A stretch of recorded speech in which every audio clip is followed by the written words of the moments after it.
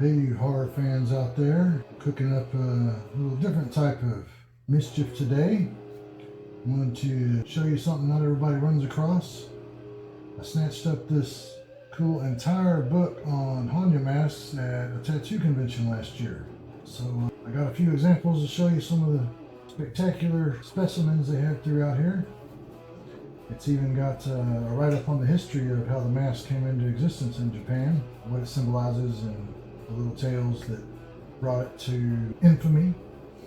But anyhow, this, for those of you who don't know, this mask in particular has been a staple in tattoo world art, and with the horror carryover, I thought it'd be a good field trip today since I have access to it.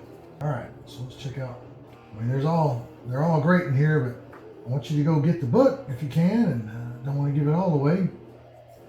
This is atypical and got the neat colors, and they incorporated the rats. Of course, there's always the rats driving you to that point.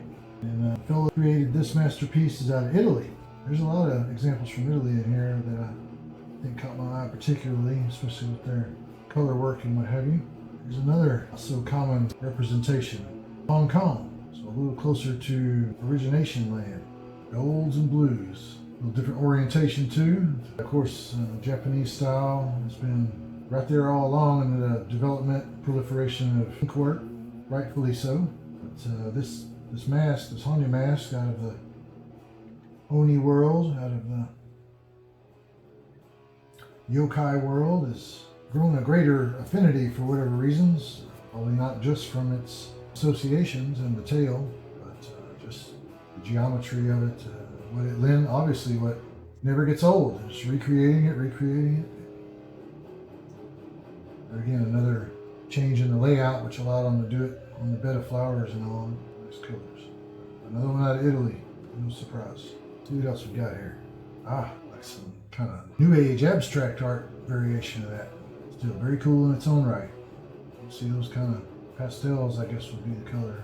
I'm no expert in that realm. Just a collector of ink myself. Another one from Italy, you can see there. And no, I didn't just pick the ones from Italy. I'm just showing you some that really are different or caught my eye. So this one's Italy again, just by default. Look at that. A little more viper-like, a little more serpentine. All right, make a big jump here. Guess where? Tell by the name, out of Italy. Yet, using the good old Japanese mask. Yeah, even for those of you that know the ISO bars, they go hand in hand with a lot of the backscape, the fill-in with Japanese style art. They turn those definitely more curvaceous, more wave-like, more splashing than the cloud bands. Okay, little different spot on the map. Look at that, Portugal. So the mask is pretty, they kept that real traditional, but worked in falcon and oriental vase incorporated in their logo work. Tapestry scroll up there. And can't forget other worlds, I guess. Even some alien modifications here with cyber flails. Good old medieval weapons never go out of style, I guess, even in the future or in other planes. So see, we've hit the horror concept of our channel on multiple ways today. This, if I'm not mistaken, this may be the singular example out of France that made it in the book.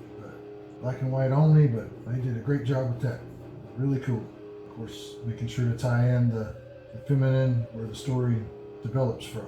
The classic, famous story develops from. Jealous woman. I think that's all I chose for y'all today. See if a bonus one catches my eye real quick. All right, why not? Got one out of Spain here. All right, hopefully y'all got a kick out of that. We'll be back to more of our expected horror programming next time. Go collect you some ink. Maybe really consider a Hannya mask. Yeah, these never gets to where nobody wants one just because a whole bunch of people have them. These are a must-have. So if you didn't find any that appealed to you before, maybe these reopened that book for you. Catch y'all later.